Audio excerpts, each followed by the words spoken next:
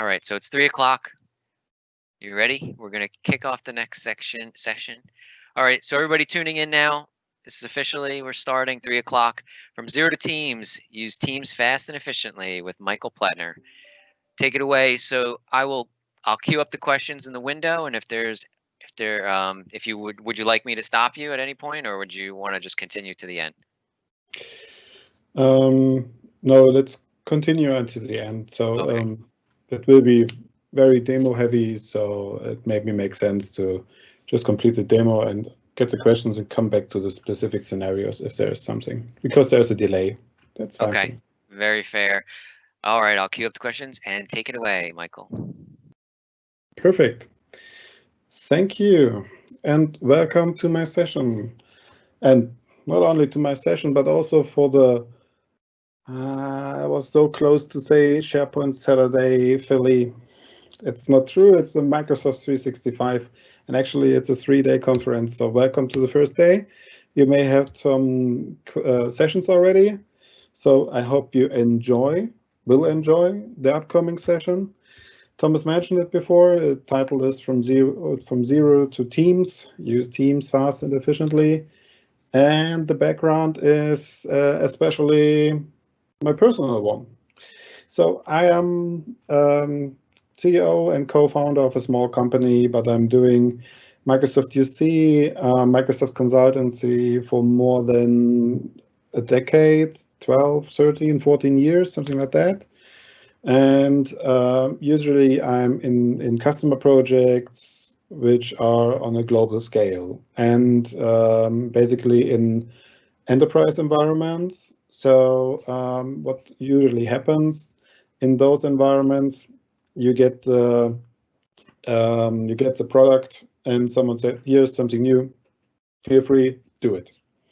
And that's one reason why I've decided to create or co-founded an adoption and change forum in Munich, where I'm based to. And also I'm leading the Teams user group Germany, also based Munich chapter.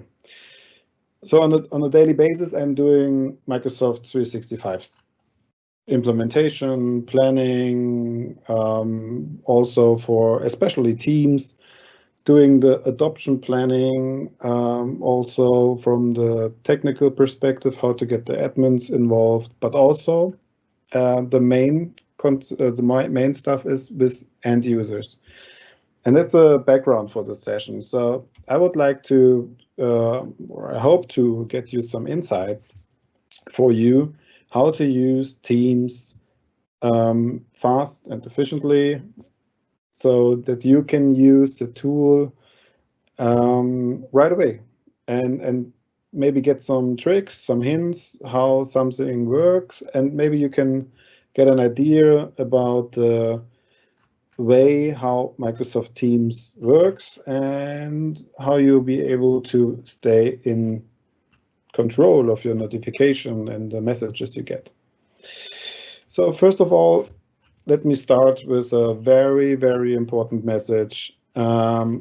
Teams is basically on, or almost on every platform you can imagine. It starts with Windows, Mac, that's good, up to Linux, iOS, Android, but also for browsers, and not a single one, not just the Microsoft one. Of course, the Chrome and the new Edge based on Chromium is the favorite ones, but also on Firefox. And you get not only a display for chat messages, you can join via audio and video as well. Present your desktop, present single applications. All the stuff is possible, even over all different devices, connection points. You can share your screen on iOS if you like to present something. You can do almost the same, sometimes even more on the iOS or on iOS or Android device. So sometimes those devices are a bit ahead of the Windows or Mac or Linux devices. So keep that in mind if you are working from the road, basically you're traveling a lot. That's definitely something you should take an eye on it. And now let's start with a live demo. So to that one. Welcome to Teams. Unfortunately, I'm really sorry. I'm from Germany and I'm obviously mixed up the languages. I hope it will be clear. I will do the rest in, I explain everything in English, so don't worry. But you can see this is multi-language, so don't hesitate to use your own language. So on the left side, let's start over here with a very unique or new menu. So it's not on top or on the bottom side, it's on the left side, and it's ordered in the default setting a kind of priority. Likewise. So for example, you get the activity on top of it. And the activity is something which gives you a quick overview where you get some information, where you get some pings, some notifications, some messages where you are involved, or maybe a team or a channel is involved. I will give you a hint about, or I will show you this later today. So basically, activity is your feed for your information, everything you can get from your team, everything you got information where you got the permissions to, and where you are a member of, and that's a point where you can get pretty fast in the most important information back on track if you have maybe some week off or something like that. You do see on a regular basis a lot of information over here, and that's okay because you see a notification showing up with a number, how many of those information you have, and you can click on them and get a direct path to those conversations. You see it's marked as yellow. It was marked as yellow. So this information was something which was especially for me or for my team or for my channel. And the next parts are some kind of tricky because in the chat area, you maybe are familiar from multiple communication tools already with chat capabilities. Sky for Business, for example, has the same. Some other tools like Jabber or yeah, I don't know, Skype for a regular consumer base, or even WhatsApp. That's all chat based, and that's pretty straightforward. And Teams are for the collaboration part, but you're still able to communicate and send some messages over here. And that makes it kind of tricky. So the first question is, when do I need a team? And during multiple projects, I figured out there is a specific reason when I have to have a team, or when I need a team. And that's I try to explain on a project. So the most use cases for teams, not the product, but the conversation and communication, collaboration area, is when you start to work together with other people, and not only on the way you are chatting. You will share some files. You will share your current progress. You will share the actual work. You will involve multiple people to work together in a project or even in a department. So very often is it also for a department where you have some internal files to collaborate, to share from the head of department or team lead, whatever, and then you have a team where you can share all your thoughts on all your files, and you can work together on these files. And the chat is a more direct way. So in a team, you have one group of people working together with a specific target, with a specific goal. And in a chat, you have a more direct conversation, but that doesn't mean it's just for a single conversation. You can start a group chat as well. You can do it with a small, tiny button over here.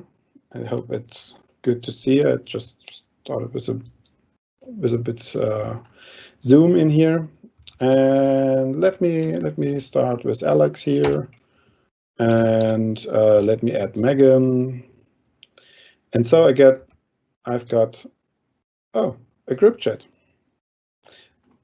In this group chat is not only for chat, I can share files as well. And that makes it interesting, because this one is not only for a quick conversation.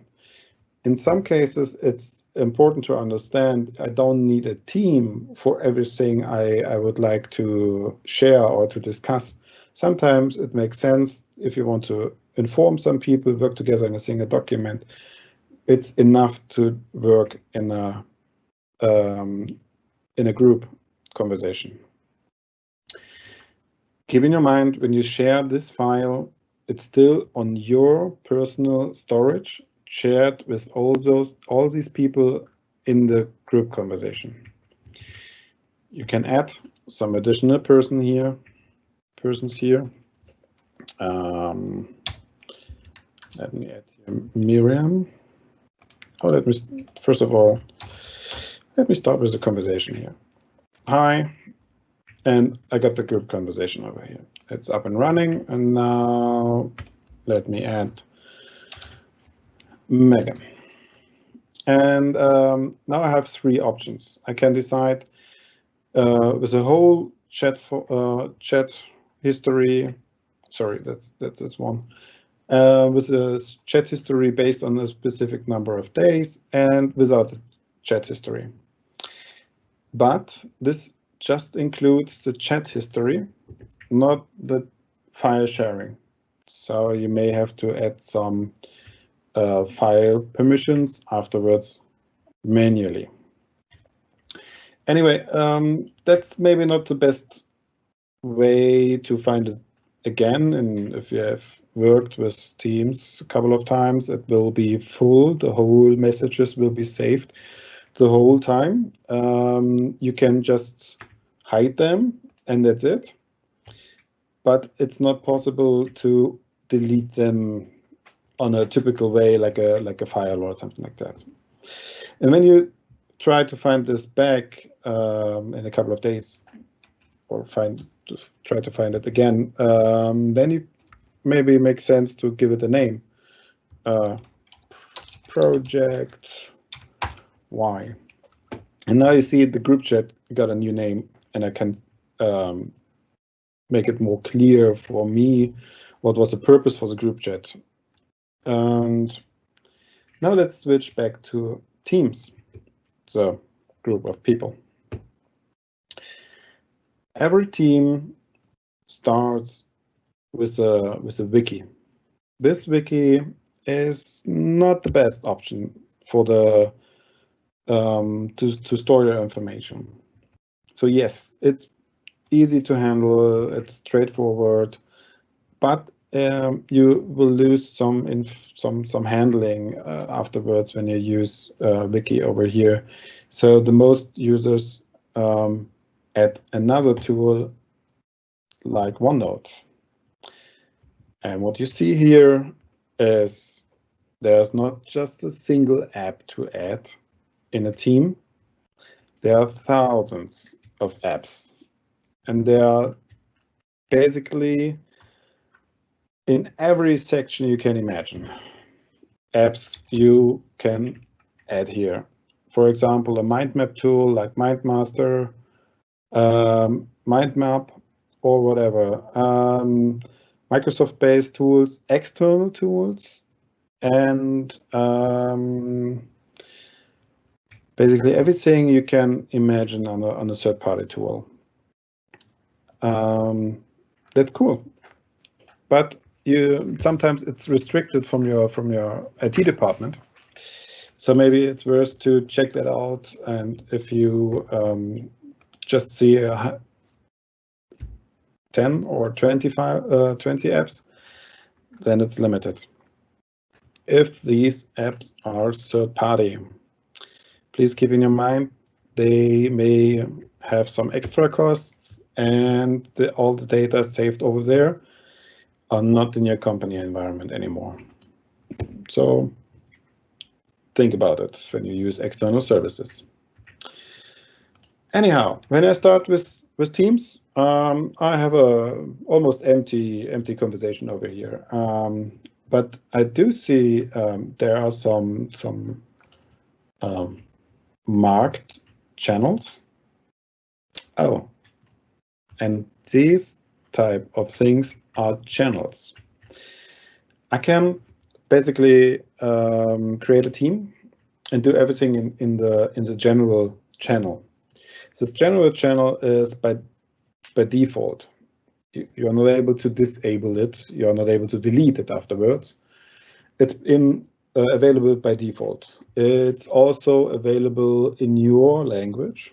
So if you you have an English client, and you can use it in English. And then it is in English. And then you should think, is it really worth to do everything in a single channel? If you have a team, for example, with 10 or 15, 20, 200 people, then this team will be quite busy for the messages. And that's a reason why you should think about the structure for the team. This structure can be something like a single, or let me take this here, a single team with a general channel and a single additional channel, or multiple channels under this. You can see it in this example. Basically, you try to achieve a specific target, or to discuss a specific target in this channel. For example, the design channel, sorry, is basically for the conversation about designs. Go-to-market plan is for the strategic discussions about the go-to-market. So you keep the conversation in a specific focus. And that's the reason why you use specific channels. In each channel, you do have also not only conversation, which is just in this channel, but also files. And these files are for this channel only. If you're in a general channel, you don't have access to these files. These are completely different compared to these. And that's good, because you just want to get focused on a specific topic, also for the files. Same for the apps I've mentioned before. Also, it's focused on a single channel. Okay, now you have seen there was this channel was highlighted. There was a conversation. There was something new for me, and this marked channel is mentioned to me. Okay, there's something I can maybe take a look into, but there is no activity over there. So it's maybe not important for me, especially for me, but I'm curious. What is it? Just let's check that out. check this out. And that's also something you should be aware of when you talk about teams and you talk about to work together in a team. This is not the best way to hide information. You are to work transparently with all your information, with the whole team, almost the whole team. I will share it. I will show it in a couple of seconds. So when you take a look into the sales marketing, there's a attention sign here. So I go into, and I do see, oh, there's something important, and Miriam thought it should be important. So please, she marked the message as important. Okay, good to know. And now let's go a little bit more into the details, how to not only view this information, but also how to work with those information. Okay, now I got the channel. There was something inside. The sales data model has been updated. That's interesting, but I have to say something about it. And that's something what happens pretty often. The first idea is not to go to the answer area right below the conversation. The first intention is to go to the bottom side and type an answer here.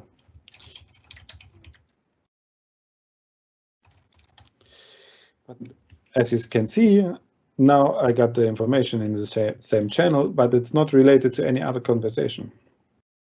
And that's the reason why you should always try to find this small, and let me show how small it is. That small area to type your answer. Oh yeah, this data.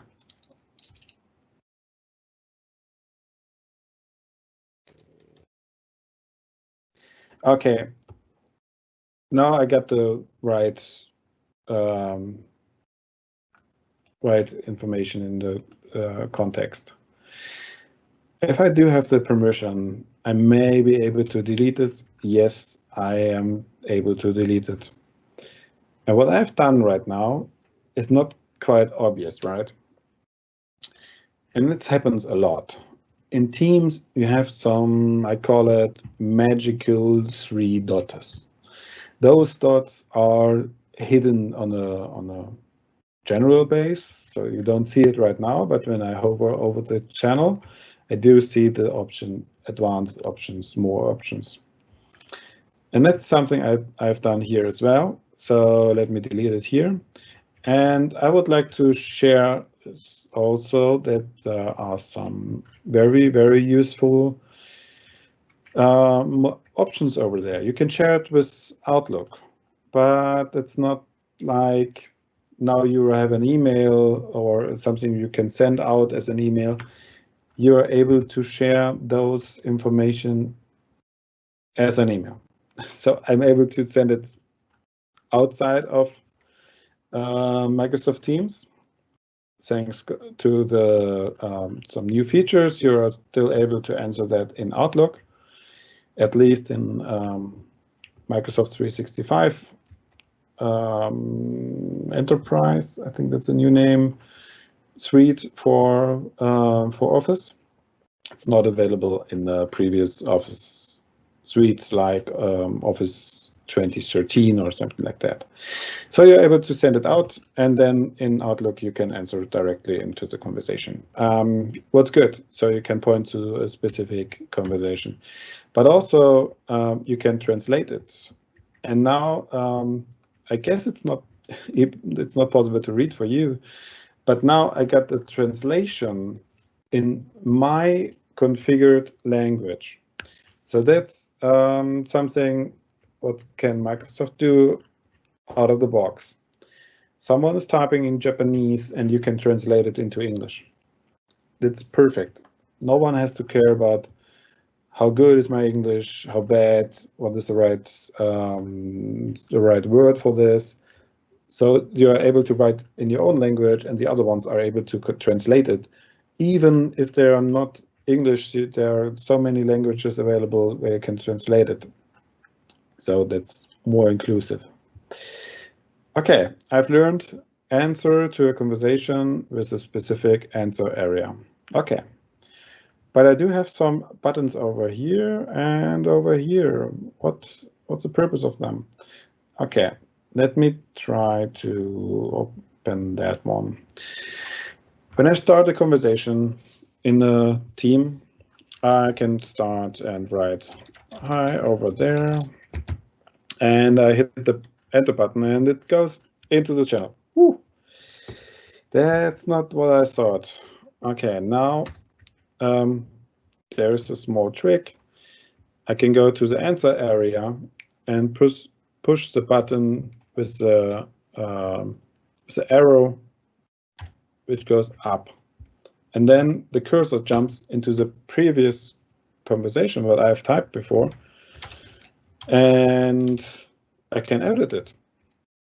But it's not the solution for my problem. I just want to get some more details into the conversation.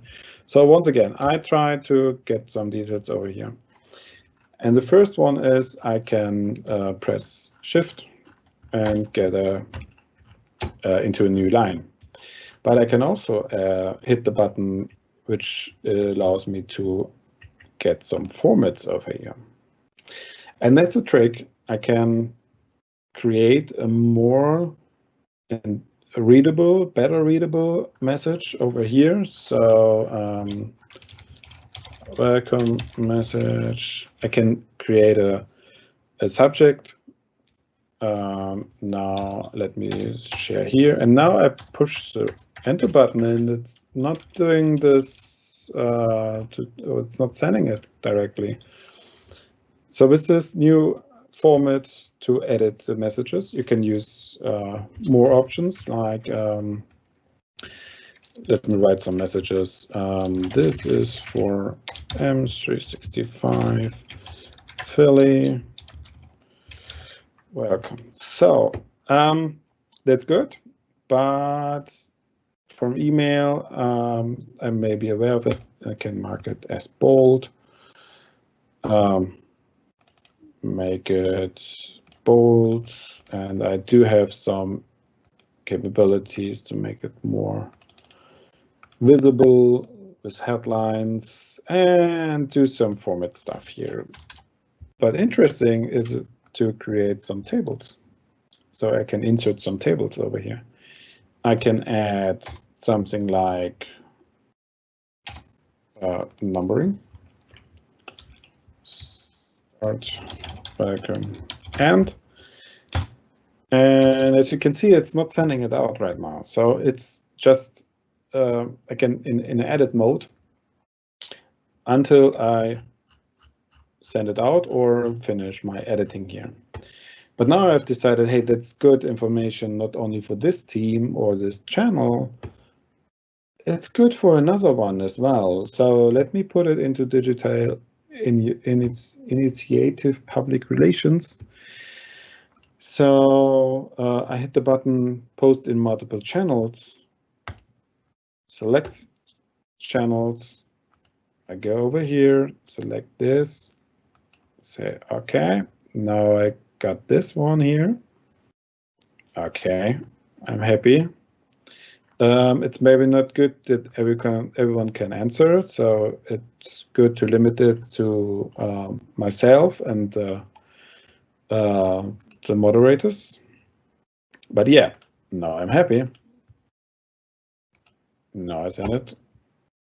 It's good. It's gone, and I can see it's shared with multiple channels. And now when I head over here, I do see it here. Oh yeah, and you don't see it in the full message. So sometimes if you miss some information, there's a small link where you can open it and see a bit more. Okay, interesting. I do have another option. I can make an announcement. And when I start with an announcement, this is this small tiny button over here to start a new conversation or start a new announcement.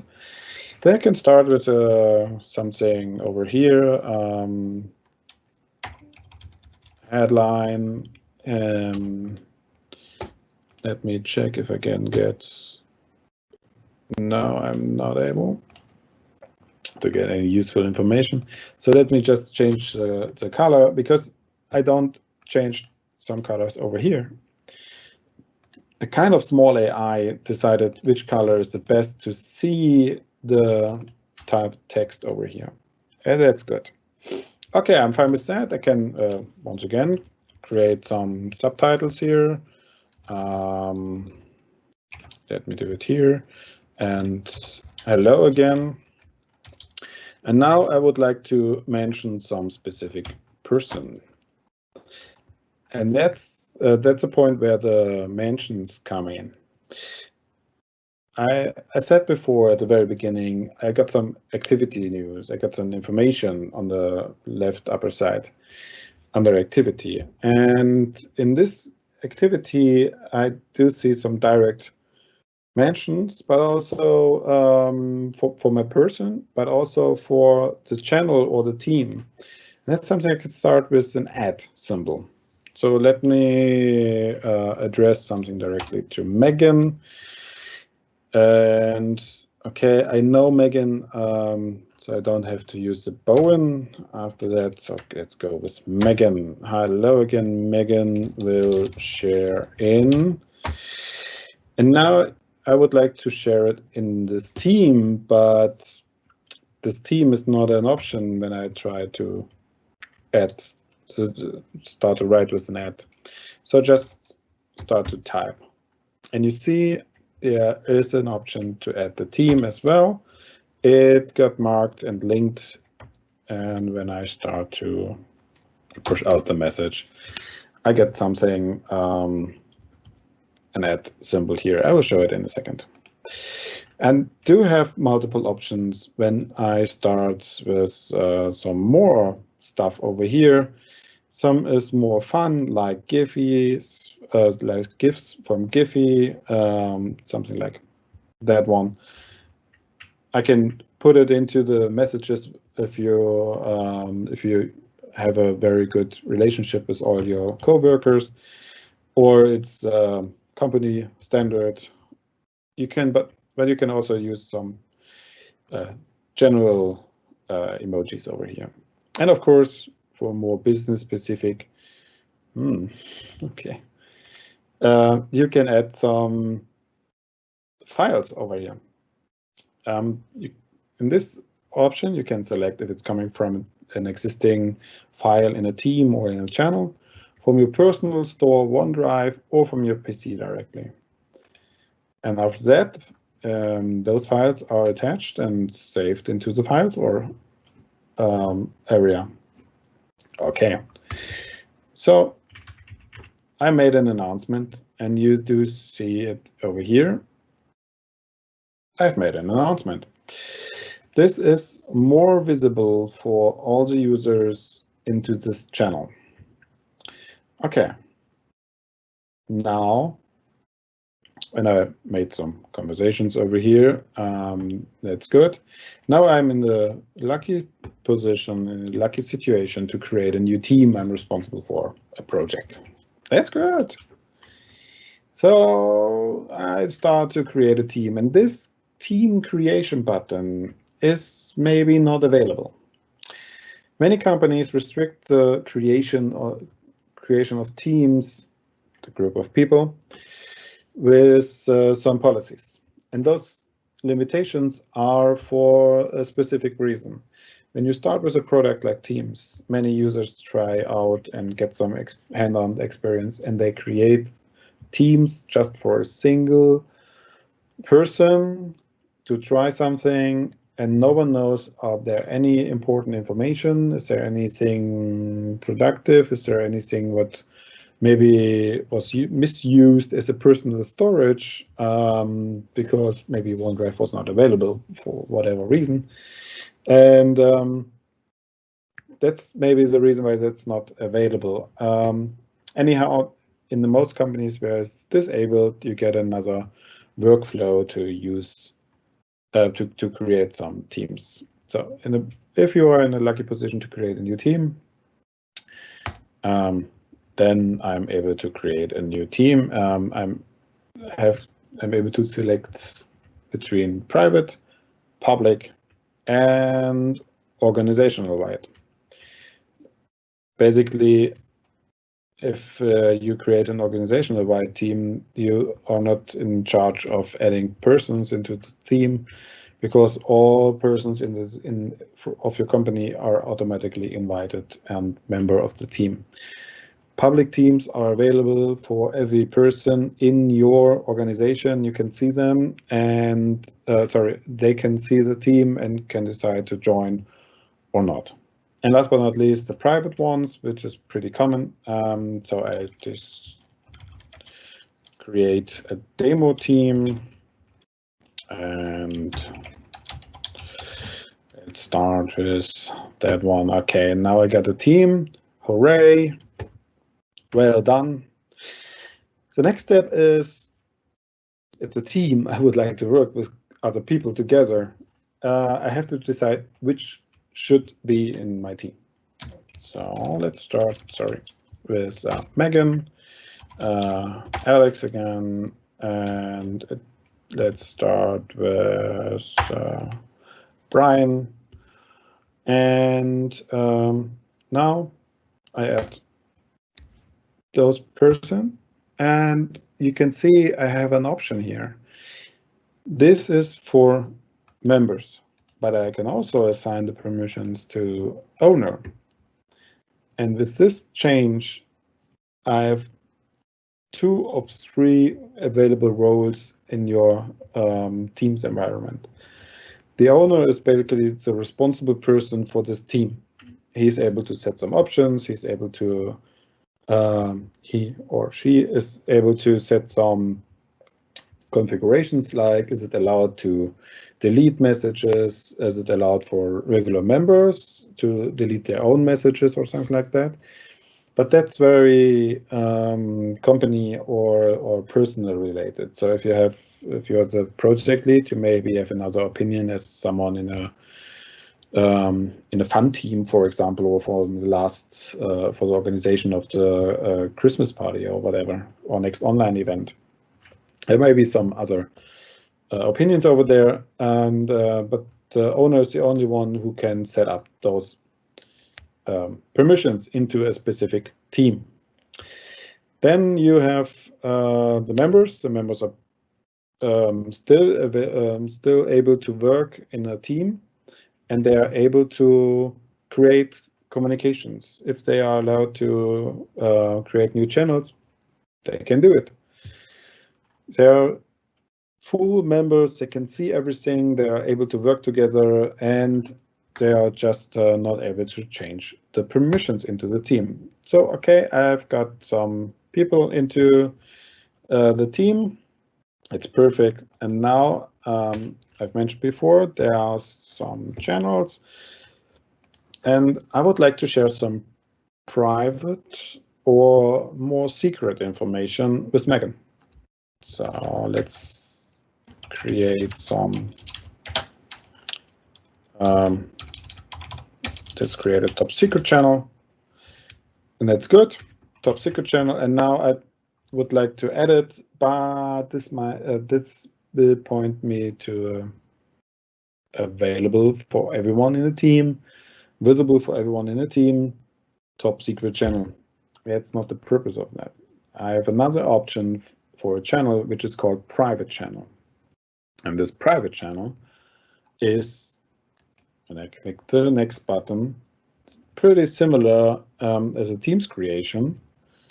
So I'm able to assign some members, but one important point over here, you're not able to add some persons who are not already member of the team. So you're just able to add a subset of people into this private channel.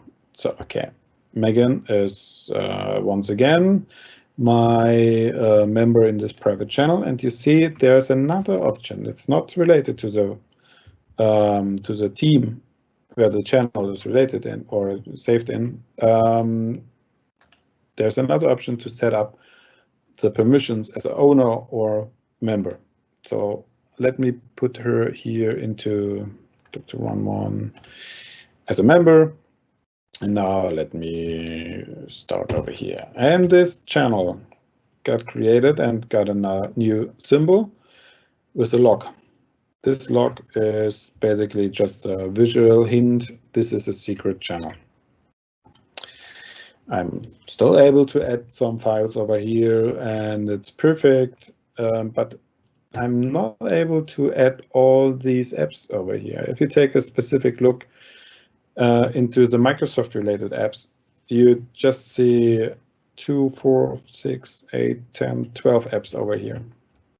And now I take a look into a regular channel and I'm at some here. There are some more. And this is for a specific reason or by a specific reason. Some apps like Plettner are related to a specific functionality, and this functionality is currently not available in private channels. Also, private channels are not able to switch back to a public channel. So there's no option to bring it back to everyone. If you decide to make it visible for everyone, then you just have to invite every person from the team. But then they are still able to see every conversation and whatever happens before.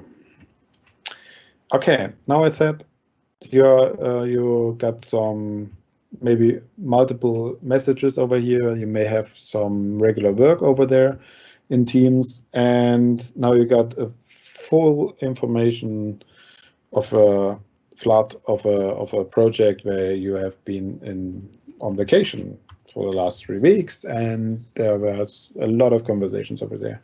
Okay, now I get to be in focus for my specific project, for my personal important topics. There's an option to add to pin those channels on top of them. And you see here's a pinned area. You get the regular view of your teams, and here are the pinned channels. So let me pin it again to show you. There are some. This is the same name, but you have a direct connection to the team because the team name is mentioned below, and it's a kind of shortcut. I just click on it and I'm in the right channel. I'm actually in the retail general channel over here. It's basically not even refreshing it. Okay. This is the same for that's something I can do with every channel, not just with a general. Okay, so I got the go-to-market, but I also can decide, okay, I'm not interested in research and development, so I can hide it. And that makes it to a hidden channel. And this hidden channel is, maybe it's better if I, that's pinned. So let me put it here to hide that. You can see I can make it more or even better fitting to my personal requirements. So there are 3 different channels and I'm still able to jump into these channels, but they are not on my first view when I jump into the Teams overview. So when I'm here, the channel is gone, and it's not bothering me when there are some information over here, there's some communication over here. I'm just focused on my personal conversation.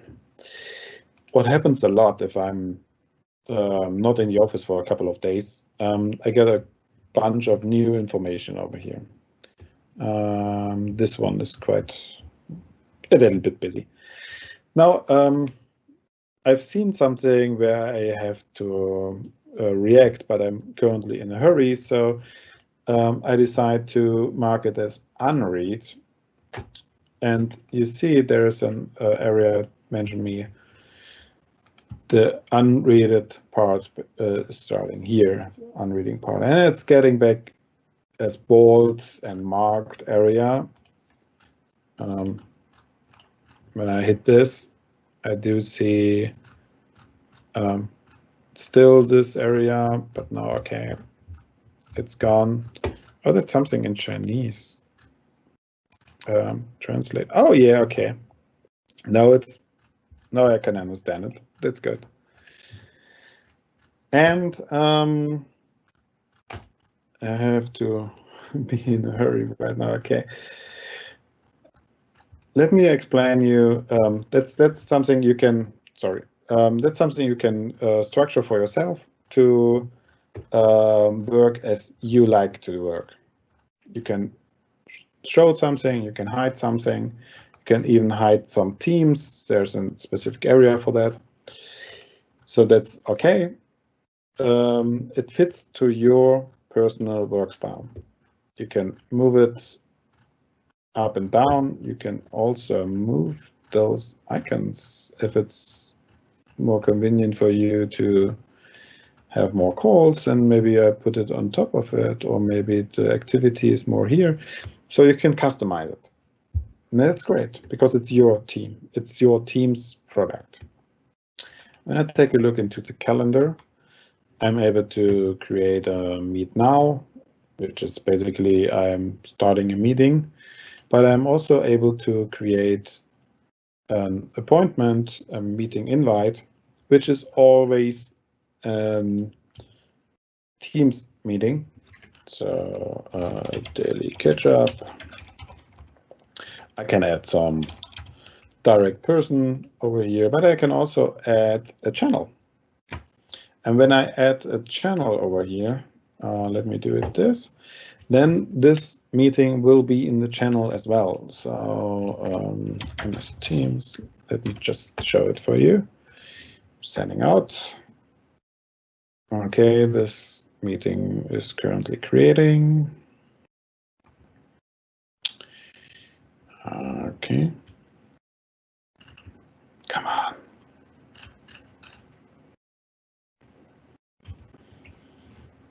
So let me jump into the team. Maybe it's already there. Yeah, it is. And now you see it's in the channel and in this team.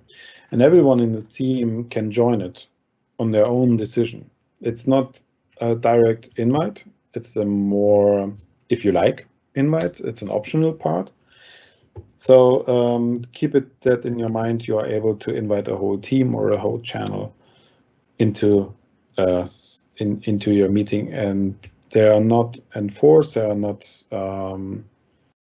direct invited. They can decide on their own.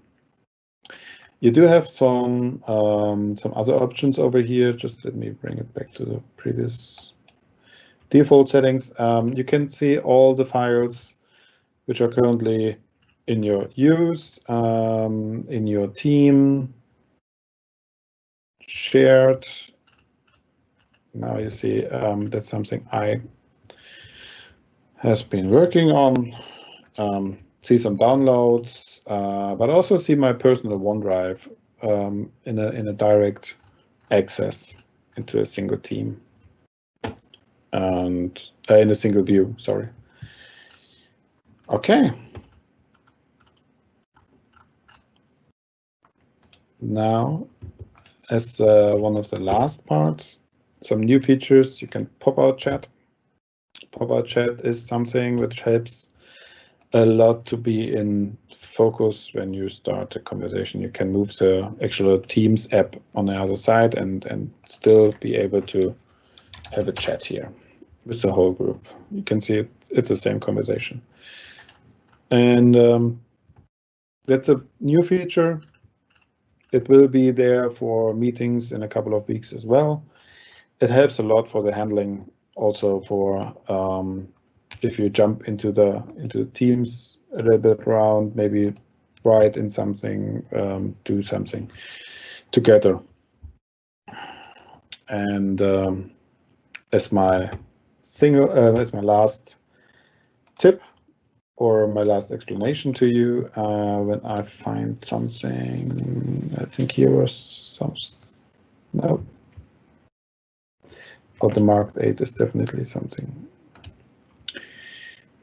When I have some files over here, I can open them in Teams directly. And the biggest advantage is I can not only open it and see them, I can change these documents, these PowerPoints. I can move them. I can, delete something. And this change is live in this file. Everyone who's seeing that is opening it. They are able to open it on your desktop or on their Teams, on their desktop app, on their browser. Actually see this change in the same second or almost the same second. That's a great option to work together. But this is something I can talk another 60 minutes about. Okay.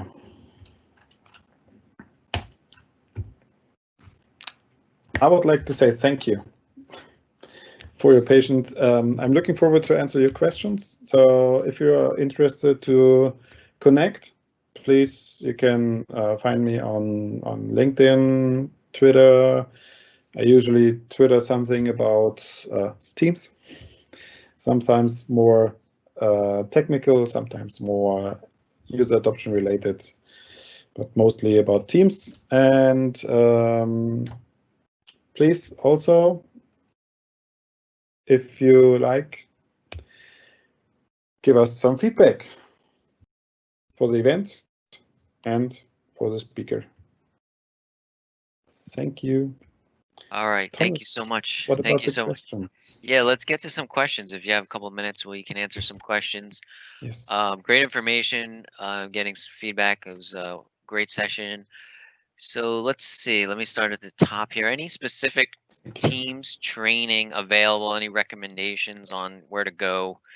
And I apologize if you might have answered some of these. Yes, and this is actually a brand new information from the Inspire. There is a portal, brand new website, which is called adoption.microsoft.com. And this is the main resource for your training material. If you would like to get something for you personally, or if you want to share it with other ones in your organization, that's the way to go. It's live since 2 hours or something like that. Great, and that's all free content for. Yes, it is. Looking Absolutely at it now. free. Microsoft best practices, also with multiple different approaches like text, videos, trainings, how-tos. There are also some how-tos direct in a Teams client directly. So let me jump into here.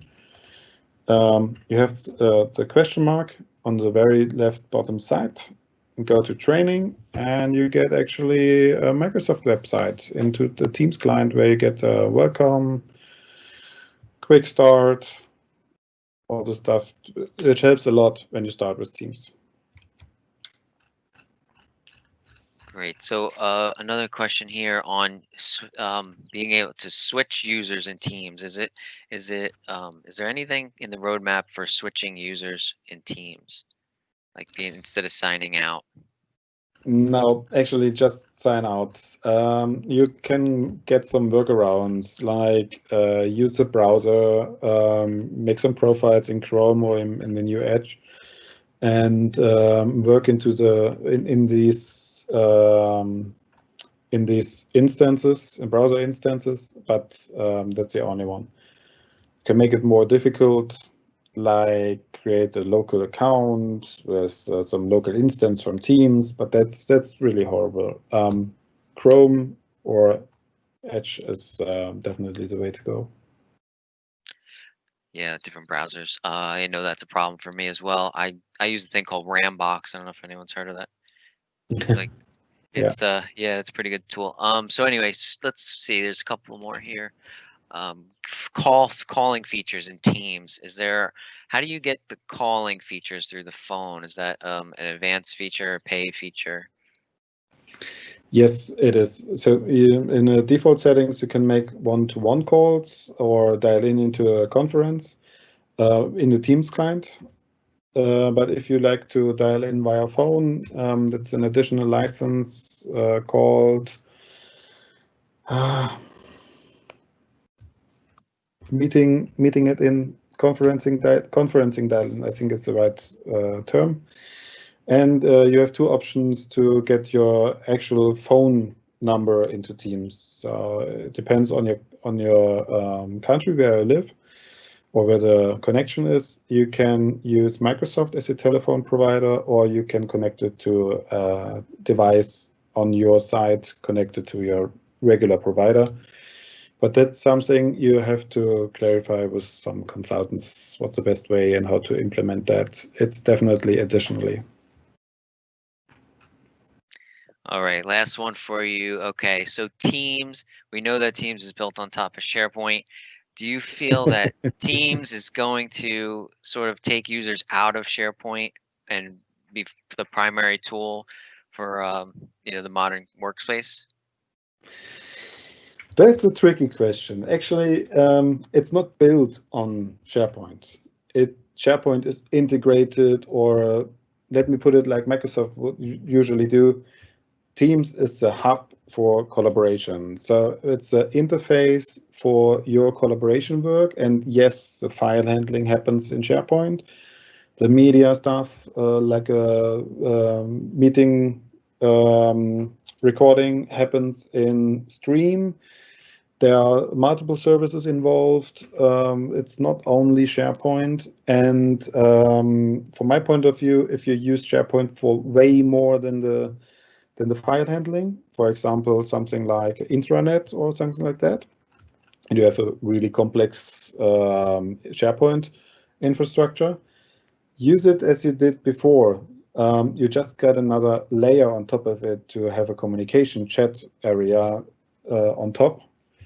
And you just get, for everyone who's not using SharePoint a lot, a single interface where it's quite easy to handle the file stuff, which can be quite complex in SharePoint.